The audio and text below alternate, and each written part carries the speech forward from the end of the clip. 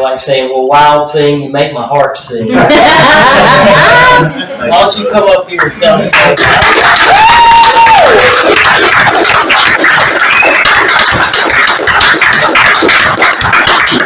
I don't think I'm gonna need that mic. Can you hear me back here? Maybe I can talk if that's okay. Can you hear me back here, Dave? No. Okay. All right, well, I'll talk with the mic. Most people say I'm a little loud sometimes. No, I'm gonna move this stuff out of the way if you don't mind, so I can hold on to something. I like the thought for today. Yeah, I'm Tony Alcoholic. Tony! And happy birthday, Alex. Thank you. We've been down some roads together. And yeah, I'm so proud of you. You've encouraged me, greatly affected. And it's all you let him walk, he'll be all right. I never have spoken. And I've been coming to AA for quite a while off and on. My first meeting was here, and I don't remember. First of all, let me qualify. I'm Tony Alcoholic. I got a sponsor. But my clean date is January 12th. That's clean from everything. So some of y'all might not look at it, whatever. But what I look at is the 24 hours. I've learned through the years. I've learned that that's really all I got. And I appreciate people that come in here and get one chips or whatever their time. I have no problems. Through the years, I've had to learn. So when I come in this building, I had a friend. He's like, Tony, you need to come with me one night. We were unbelievable. I had no idea. So I just said, okay, I'll meet you. Told me where it was. It was totally different the way it looks now. It was like I think it was like 98 or 99. So anyway, I was like, I'll see you later. I don't think I'm going to stay here. And then I didn't know it, life would present itself again. And then I think it was, January of 2000, I faced another hurdle in life, a little small one. I think I was facing 1,400 months or something like that. And they said it wasn't minimum, was 225, and I was like, dang, that's a lot. When he read that to me, I was like, I thought I had a good lawyer. I thought he had it. He's like, man, I don't know, we didn't pass. So anyway, I went to rehab down at Pathways. And not because he told me, it's just circumstances permitted. I went crazy one weekend. I was at my business. I run a car lot at the time. And I kept me a fifth up there just because I was sober. I said, I don't want to look at this fifth. I learned not to do that anymore. I ended up before the night was over, I was in Atlanta and ripping, running, and just crazy. And by the time I got back on that trip, I was late for my lawyer appointment, 15 minutes. He had left, and the secretary said, you might need to go to the doctor, hospital or something. So I went down and talked to my doctor. I thought I was all right. And there's this little girl running around, never forget her, because her mother has been real inspirational to me. And so they called me in, and they said, you mind if this lady talks to you? She said, you might be about to have a heart attack. I said, really? I think I'm all right. So anyway, I listened to her, and she said, I think you might need to be in this program. She gave me her story named Sharon. A lot of y'all have heard of her. She's real special to me. I had a wad like that to choke a horse. She wouldn't even take gas money. Wouldn't even take a dollar. She was struggling at the time. And so I want you to get through this program. So I went to Pathways, and I made it 19 days, 5-day detox, 14-day program. Made it to my first AA meeting, but I knew back then when I went, it was a lot different. I'm kind of going in a different category than where I grew up and all that. But I thought I should set the stage about where I'm at, because I didn't plan on what I'm saying. I'm speaking from my heart. Didn't plan on nothing, just how I do. Y'all that know me know that's how I do. So I just hope that my message will show somebody there's hope in AA, and AA does work, and it can bring you closer to God if you understand, and it can bring people in your life, and it can help with a lot of things. And the reading was on getting counseling and AA, and I still have to. I'm not healed. I want to give that message. Sometimes you have a speaker it's hard to tell people that we're not got it all together. It's not right. I like to lay it out there. I deal with PTSD, bipolar. My alcoholism, I feel, progressed. It talks about it in the book, but it don't go in order. But it really does. It went from me as a child. I was. A long story short, I'll give you just a little background. I'll try to be quick as I can on it. But I grew up in Gastonia to two parents. I love them. They love me with all their heart. Still do. Both of them's gone. But my dad actually had 41 years when he died. He was a member. He was like quieter than I am. He said so. He's really amazing. I got to see him through my life, help people. But I never understood AA, and because he was just different. He didn't beat down me. He was just amazing.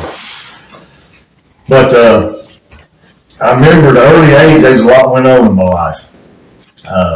My dad was in business, but he had grew up. He was born in 1930 here in Gaston. He was Lebanese, and so his father come from Lebanon, fought World War I, and come here. And he was a tailor and made suits. So I'm just kind of giving you a background on my heritage. And so he raised my dad, and my dad come from 9 kids. He was staying with him one weekend, and my grandmother scratched herself, got blood poison, died in 2 weeks. So they kept him. My real grandfather signed him over. I think he was drinking. And they were related cousins, but he later killed himself about 56 years old. I think it ate him up. But at the end of the day, my dad was really wasn't no fault of his own, but he was kind of born into a lifestyle, and it was different. Gambling in Charlotte, my family, he had all his family in Charlotte, and his sister wanted to track him down, so she loved him and she tracked him down. It was just big time in gambling, and so he didn't want me no part of that lifestyle. So he kind of took the reins and helped out because he was kind of tough. He was a good, tough man. He was small. He had been drafted during the Korean War in 1952. It was his last semester at Belmont Abbey, and then he went to Marine Corps, and he had grown up in Gastonia where they had gangs on every corner. So being a different nationality, he had to learn how to take care of himself. My grandfather taught him they grew up like little men. They were tough, but they loved people. And so anyway, and that went along with that kind of stuff that goes on from that. Back then you didn't have many machines, but the machines that were here was all, unfortunately, related to my family. Clover and all this kind of stuff. Later on you'll see how it plays into my life. I didn't want to say that to brag about it or nothing like that, but because there was a lot of tragedy, and even in my life it got out of hand. It was another addiction. So anyway, jumping back to where I was born, I remembered my earliest age. I learned to backtrack because I went through some counseling through trauma, and somehow I was able to backtrack all the way back to 3 years old. That's about the earliest. And so it was great for just a small window of my life. I had my family, my brothers, and everybody there. And but I was the youngest. I had 9 years old was my sister. My brother was 11, and my mother was 12. It's okay. He loves me. Freckles been here with me the whole time. He's been amazing. Be part of my life. He's been part of my recovery. But a guy in AA gave it to me. I met up in the mountains. But long story short, I jumped around a little bit. If you can follow this rabbit, I'll try to reel it back in.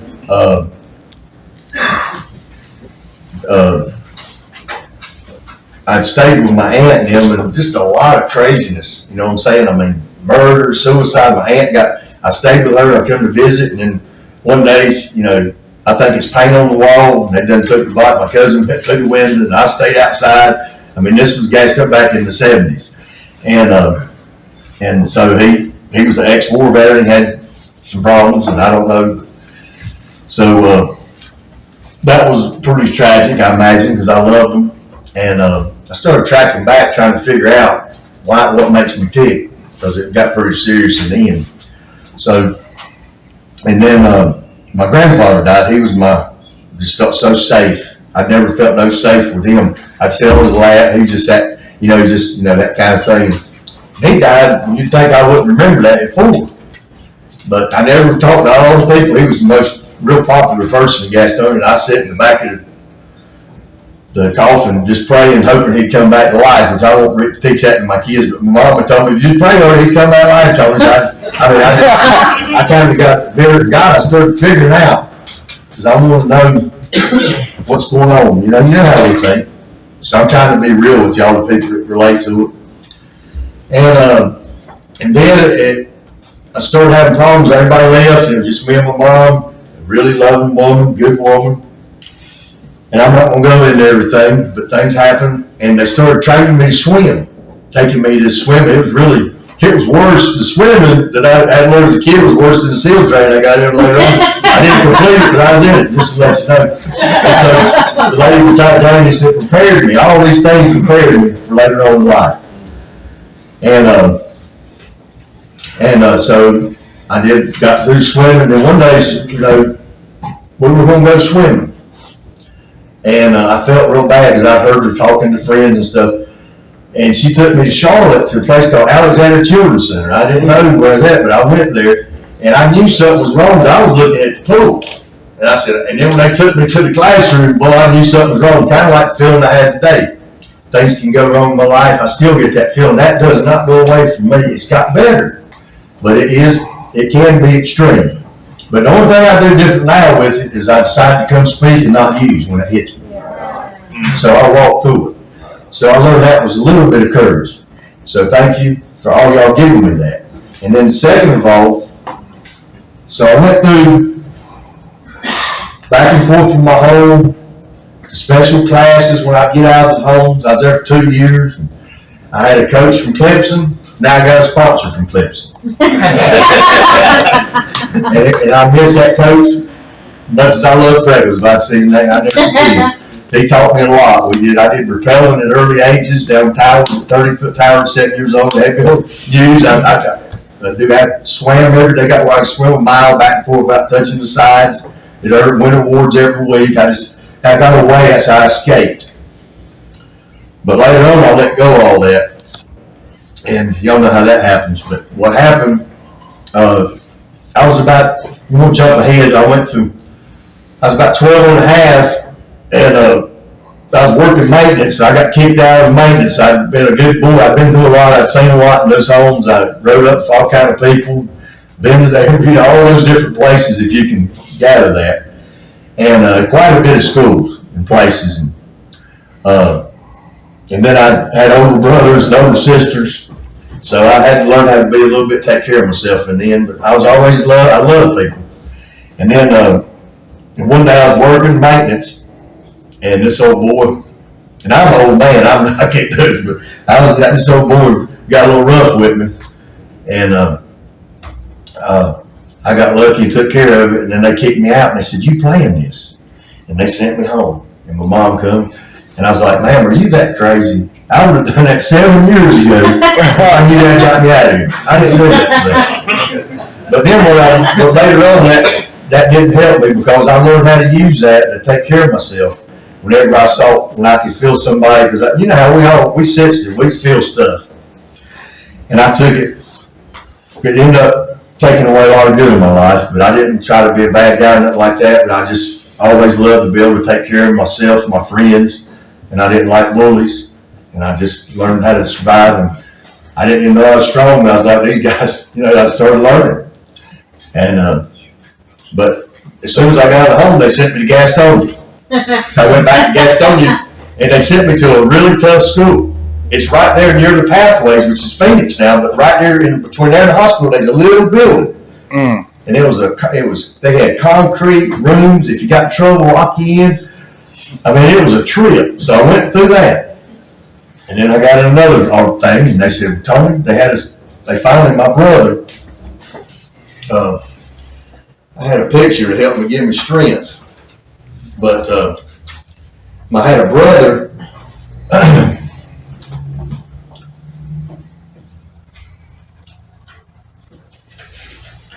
and he taught me how to do a lot of things. He was one of us. And he was amazing. I mean, he broke his neck, paralyzed for 29 years, took a stick for his computers, graduated college after coming out, stayed married 15 years, helped other people, did all this, stayed at home. It was amazing. But anyway, that's one of the reasons I spoke tonight. I was like, my family's gave me strength, even though they're not here. And I've been on a lot of roads. You know, he lived on the border of Mexico. So I guess you can imagine me down there in El Paso.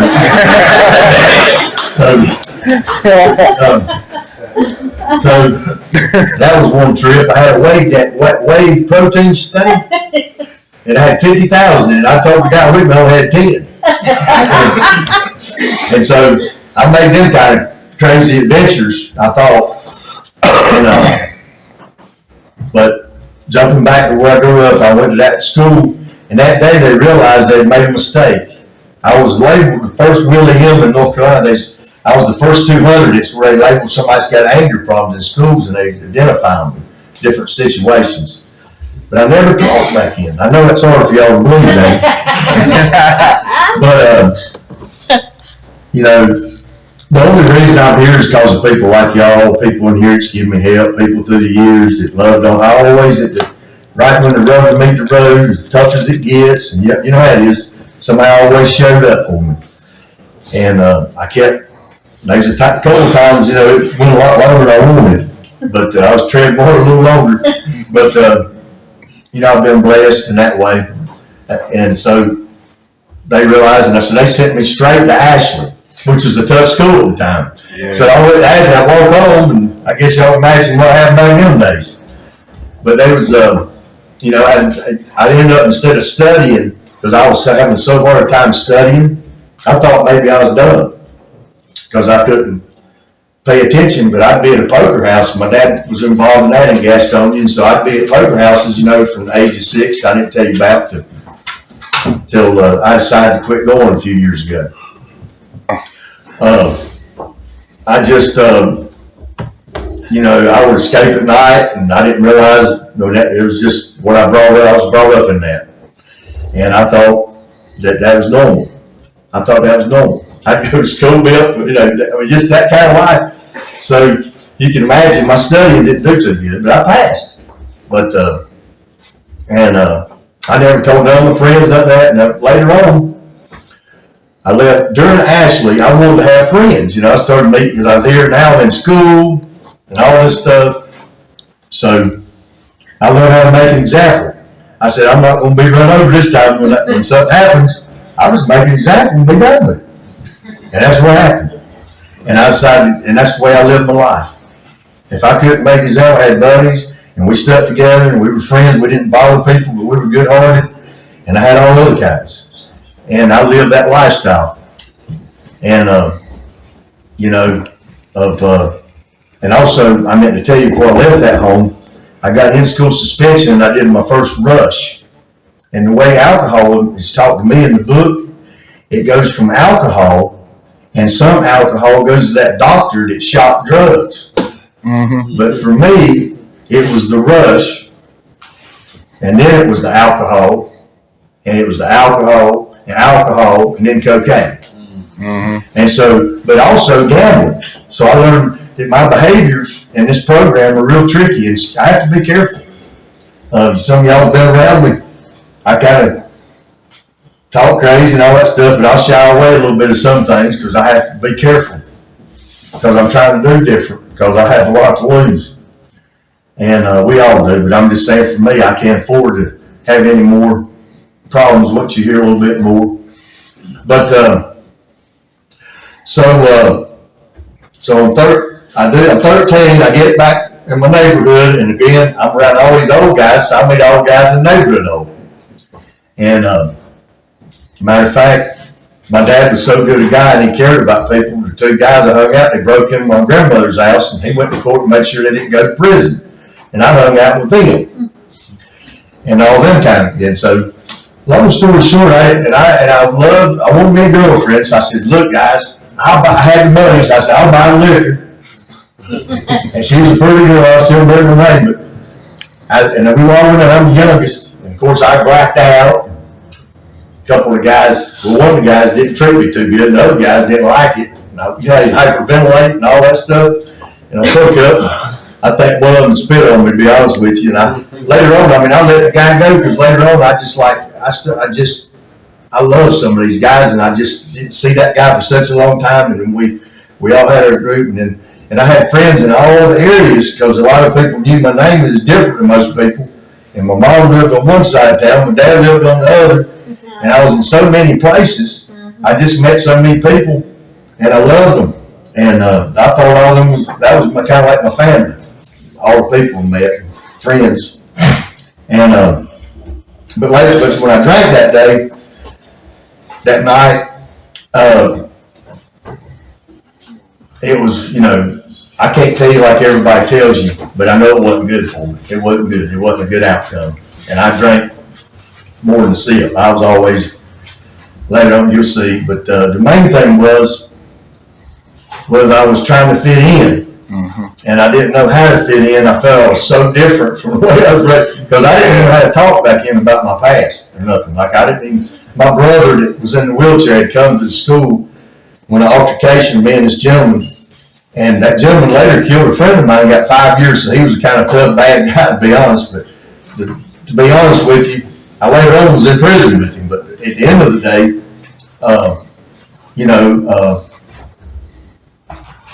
they called a meeting. And I remember my brother and his wife, and they never would let me hear nothing. They said, well, we're sorry, Tony, we made a mistake. And I started talking more, because I had to talk that day in front of the whole board of doctors and stuff in Gaston County, and exceptional children, and all the people that's over it, and they had and they said, we're sorry, we made a mistake. So they said, we made a mistake, just sitting there, no counsel, nothing. So I hope they changed it. But that's what happened to me. And so I just learned the tough stuff. They keep going forward, and I wanted to be tough. And I was a little old fella, I wasn't that heavy. And so, I love you guys. Oh, James, Mike, love you. All you people's helped me, but at the end of the day, so I went from the school, and believe it or not, I made it through that school, and during that time, I'm leading up from when I went to school, from the children's homes to a locked-in school in mental health to Ashley Junior High, and then I'm hanging around all these gambling houses and all these Flyburger Park and all these different places in town. And Gaston was a little different back in. Yeah. And like I said, then I gambled and I stayed up in gambling houses at night. They didn't, I'd stay right there, and it got to where I could just come in, and then later on it got to where I could play. Originally they didn't want me there with my daddy. He said, he's going to be with me. And that's the way it went. And because he kind of was that kind of guy. He was an old school guy, really not. He had all kind of friends. And he told me, he said, Tony, he said, these guys there's murderers, bank robbers, rapists, judges, lawyers, all this in here. I said, I don't want you to be like them, but you'd have me right there with him. And I'd see the pretty girls coming in, all that stuff, and see all the money and a lot of other crazy stuff that I'm not glamorizing, but it just is what it was, just to tell you the truth. And then later on, I tried to move back in with my mother, and when I did, they had this shift where they changed it. They had a school light district. Mm-hmm. So I tried to move in, and she was a real good lady. She was in the church and wanted me to do the right thing and all that. And I wanted to be with my daddy because I was younger and had missed out, I felt. So I went to Ashbrook, and the first day, I remember I was crying. She said, Tony, I had one friend that I remember through all that years that I met in kindergarten. I never went to public school, so I went to kindergarten at at Robinson Elementary. And me and him got in trouble all the time. Now he owns these Will's convenience stores. He wouldn't mind me telling me. But me and Will, we still tight. He visited me at every prison I ever went to. He's been there for me. I mean that. That's not bragging. He's just a real brother. And he's always loved me, and I loved him. But we grew up, and we'd go to country. He was a country clubber, and I'd go over there and teach them how to shoot pool, and had the women to be, all that stuff. We kind of hopped and did all that stuff. But later on, I'm backing back. I'm sorry, but I've never told my story, so it's kind of hard for me to tell you. I'm trying to just touch on it without going too deep. But I moved from my mother's back into my dad's, but I went to school that day, and I come home I was on the bus, and I said, Mom, I don't know nobody at school. I said, man, it's a big school. And she said, Tony, you better hold your head up high. Yeah. You as good as anyone there, and you better never forget that. And so I did it. And later on, I come in late, and my senior year, they voted me best personality. So I'm just saying, I'm just telling you the truth. And so I had we were really social, and so I got into that, and I know this is AA, but this is greatly affected.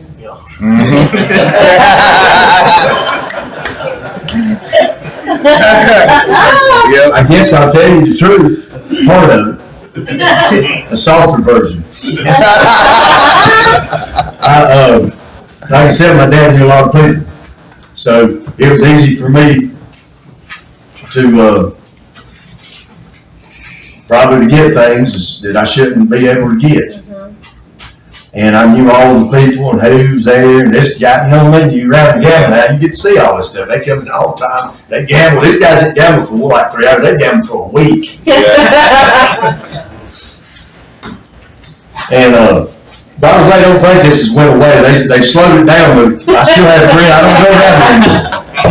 I don't go around because it really got bad for me. Yeah.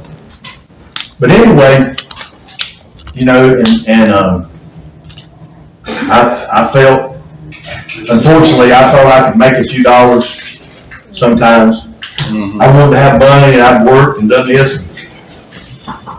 You know,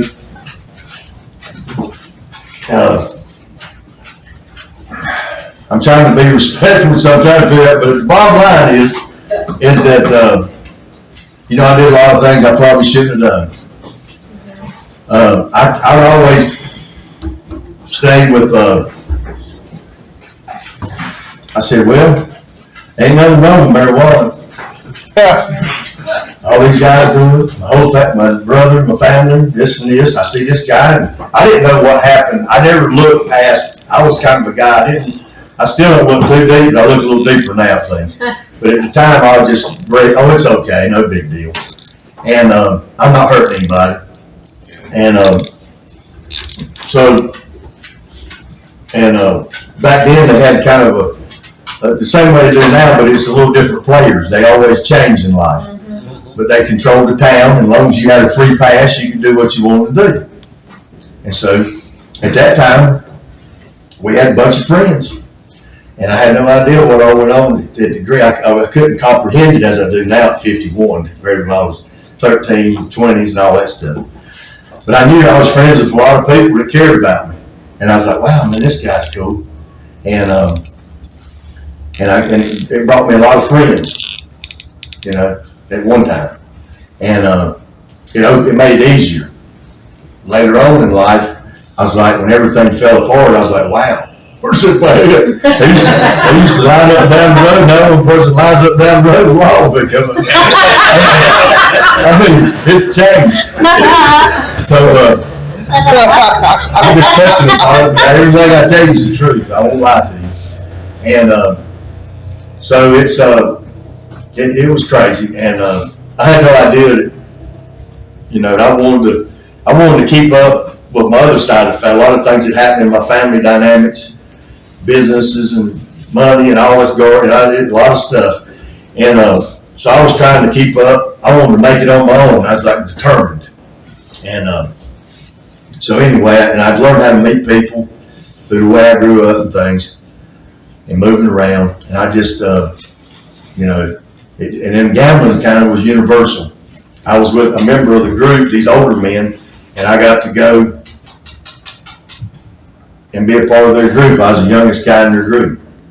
And I didn't think nothing of it. And one day, they said, Tony, we're going to go on a trip, and you invited.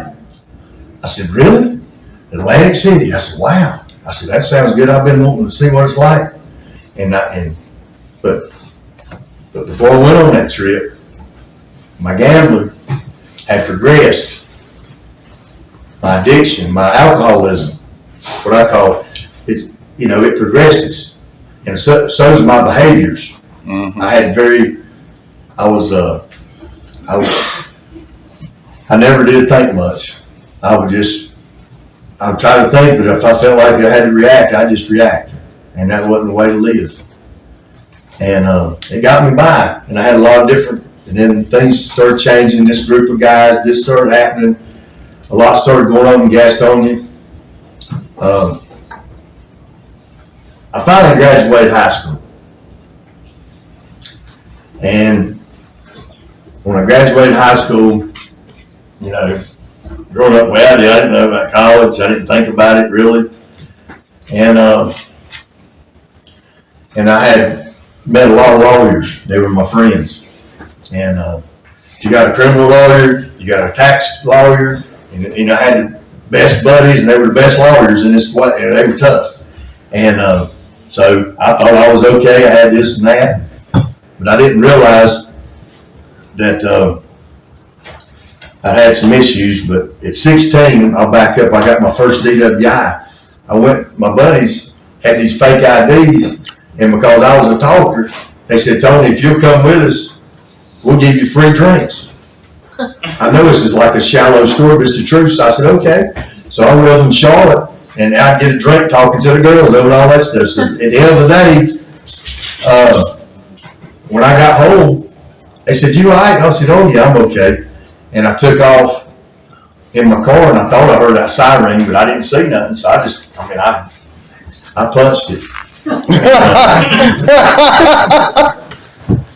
They said I was going 110 to 35. Oh my God. But I was a little bit out of control. And I'm not going to tell you what I told them.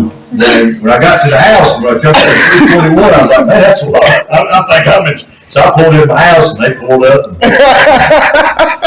I gave them a story. I made up a lie about me and my brother getting in an altercation. I was looking for them. My brother who was at home, he come back and smacked me. After I handcuffed, I thought that was a little bit rude. I took it personally. So,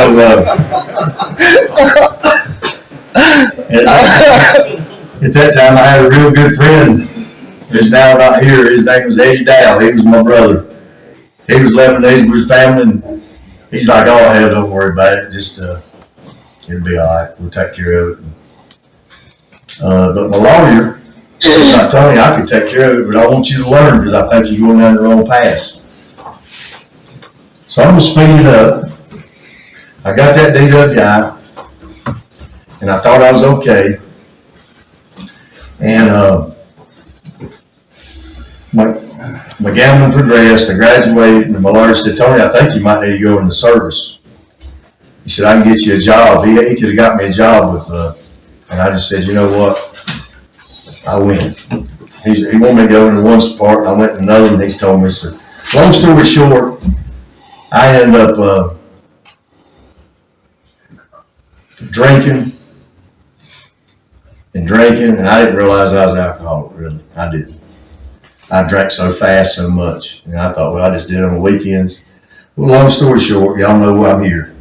And I went into service, and then I got lucky, got accepted in what I wanted to do, and but then I got injured, and I had to come back home. And when I come back, everything had progressed. My friend had got killed, and a lot of it happened, and I started working, but I still hung around those types of people and their kids, and I ended up progressing to cocaine. By the time I was 27, I got in that trouble that I told you. And I've been coming to AA ever since, trying to figure it out, off and on. But this time, I've, because of lack of time, I'm going to speed up because I never spoke before and I didn't plan it. But at the end of the day, I would have sobriety. But what happened is there's people in here that kept coming back. And there's people in here I see in tough condition. And they kept coming back. And I prayed for them. And they prayed for me, evidently. And they made it. And they're here tonight. And that's why I'm here. And I lost, we lost some special people along the way. And alcoholism and addiction is terrible. It's hard to remember what happened a week or a month or even a year or whatever. But tonight reminded me of how bad it is for the first time in a long time. And I'm also blessed to be part of y'all. And y'all have helped me to seek help. Y'all have helped me to look at myself through the steps. And I'm still on the journey. I think it's a lifetime-long process. And for me, it's helped me to reach out. And I've had some of the behaviors I've got good at. I kept away from, I don't go around the gambling anymore doing that. I won't go play hold'em with my sponsor or somebody one day. At the end of the day, I've stopped away from that and I'm trying to change and recreate my life, which the book talks about. And it talks about having to, I need a personality change. I needed a higher power, and I had to learn I wasn't it. And it was all my people that used to save me because they wasn't there sometime at the end, and I had to realize that I needed a higher power. And I thought that higher power didn't love me. I still struggle at times. I have doubt, but I have a lot of belief. And I learned to walk through. I learned when somebody calls me to say yes. When Alex called me, I just said yes, didn't even think about it. Then I thought, I said, oh my God.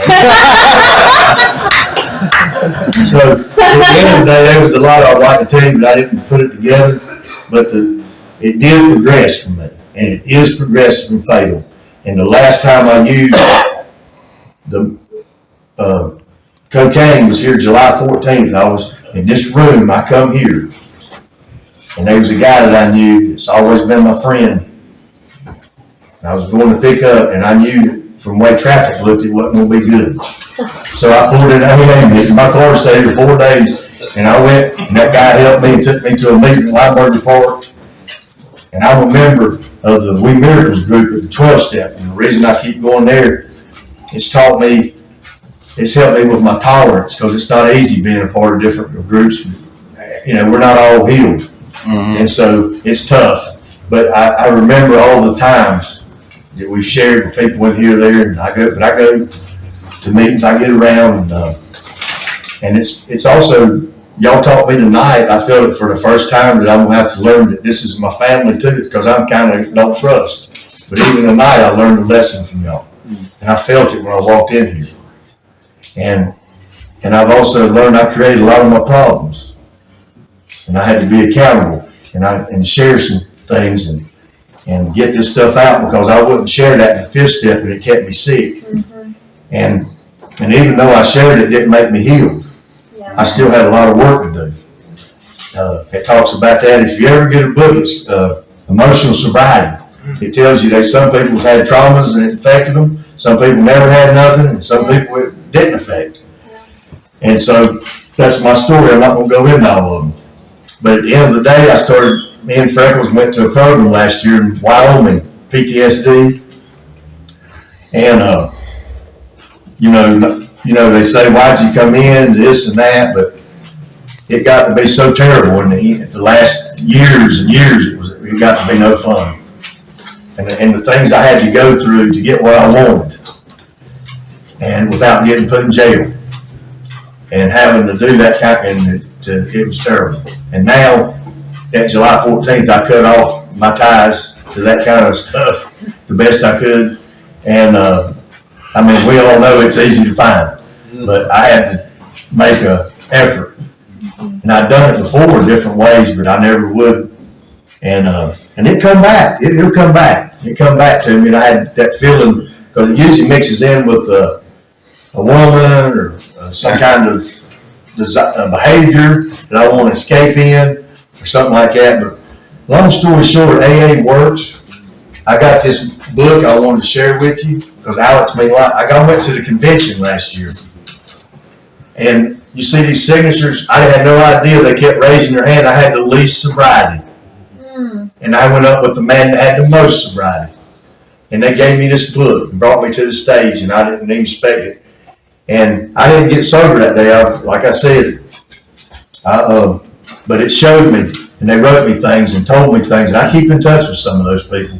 And there's people in this room that's helped me save my life. And my family sees a difference. And I'm able to deal with my family because we know how families are. It's not easy, and I have to be a little quieter and take it. It's different. And I'm the baby, so I have to just. But at the end of the day, you know, it's been, to me, I look at it like training. I had to look at AA like training. This is like basic training for me. And I love people, and I've helped a few people, just give them a hand or whatever. I don't even worry about it because I'm not really supposed to talk about it. It's supposed to be, if you do something, you do it because you want to do it. That's what people's done for me. That's how it really works. And sometimes I let ego get in the way, and y'all teach me, and life teaches me. But I wanted to give you a message. If you do struggle in all those areas, it doesn't matter how many years you got or how much time. It's a 24-hour program. Yep. We have a daily reprieve based on our physical, but our spiritual condition. I'm sorry, but our spiritual, and also being connected. Yep. It's powerful. You know, I love you guys and women. I don't even know you. I care, and most of you I know. But you know, AA's given me a lot. I went ahead and I want to tell you this last thing because it was something I put off for 20-some years to put my property. Because I was so scared of things. And I finally walked through that. You know, it gives you courage because the things we do in here does build us, strengthens us in areas that we don't normally, I didn't normally have. I thought I was strong. I thought I was fearless. I was full of fear. I'm still full of fear. There's certain things that can happen today and throw me into fear. It almost stopped me from coming here tonight. I don't have time to tell you. But if I did, you'd really want to hear about it. But at the end of the day, I made it. I said, I am going to be there. No matter what, there might be one person that needs me to share the truth with them. And I don't have, you know, I'm not a sponsor. I'm a friend. And I one day hope to be able, and I can share what I've learned with another person. And I can take them through what I've been through in the book. But right now, I don't think it's right for me. But if somebody asked me to speak, I felt like I could speak. And, you know, and I'm proud of Alex, having 7 years of continuing. He's weathered a lot of storms. He's a good man. He's fought every second. And every time I come to this group, and they told me that they loved on me when I had relapsed. And they kept me coming back. And I appreciate it. And there's so many of you, I can name all your names, you know, y'all mean a lot to me. I hope you know it. And, you know, it's just, you know, I don't know what's going to happen next, but I'm going to do it 24 hours at a time. Mm-hmm. And I found out I can do it better that way.